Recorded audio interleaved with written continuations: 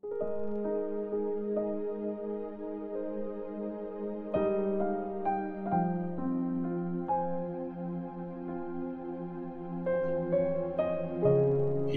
chapter 7. Ang priest na si Melchizedek.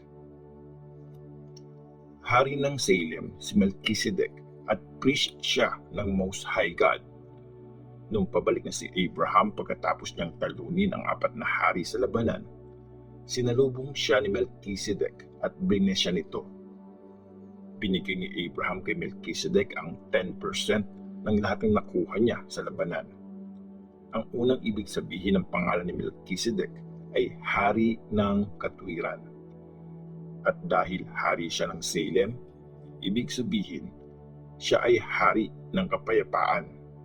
Walang record kung sino ang tatay o nanay ni Melchizedek o kung sino ang ancestors niya.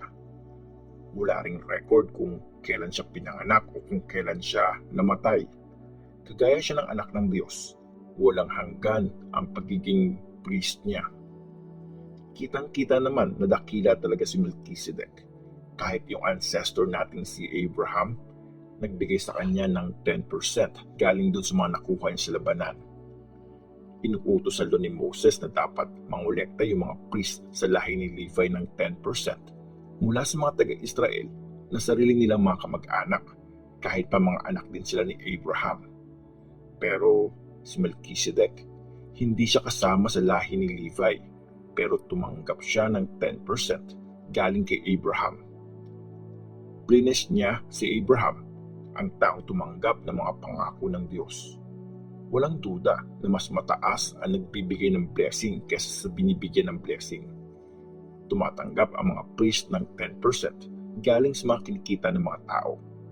Pero namamatay ang mga priest na yon, except si Melchizedek, at tinuturo ng scriptures na buhay siya.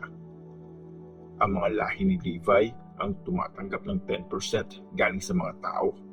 Kaya pwede nating sabihin na nung nagbigay si Abraham ng 10% kay Melchizedek, para na rin nagbigay si Levi ng 10%. Kasi hindi pa pinapanganak si Levi noon, pero masasabi nating nasa katawan pa siya ng ancestor niyang si Abraham nung sinalubong ito ni Melchizedek. Sinabi sa law ni Moses na dapat galing sa lahi ni Levi ang mga priest. Kung perfect na yung pagiging priest nila, bakit kailangan ng isa pang priest ayon sa pagkapari ni Melchizedek imbes na galing sa pamilya ni Aaron na mga priest? Kasi pag may binago sa rules ng pagpili ng priest, kailangan na ring may baguhin sa batas. Tungkol sa Panginoon natin ang mga sinasabing ito. Galing siya sa ibang tribe at wala kahit isa sa tribe niya ang nag-serve bilang priest.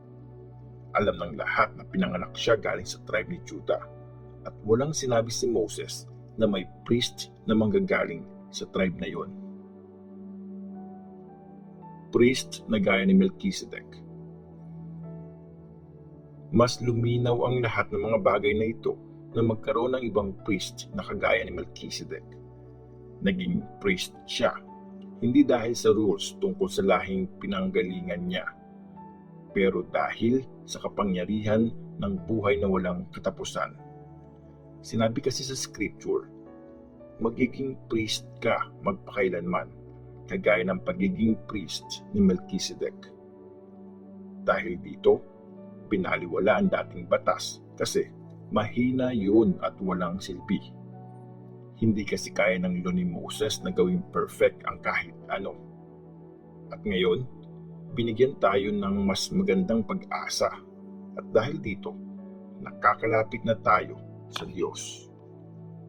Hindi sumumpa ang Diyos nung gawin niyang priest ang iba, pero sumumpa siya nung ginawa niyang priest si Jesus at sinabi sa kanya, sumumpa ang Panginoon at hindi niya ito babawiin.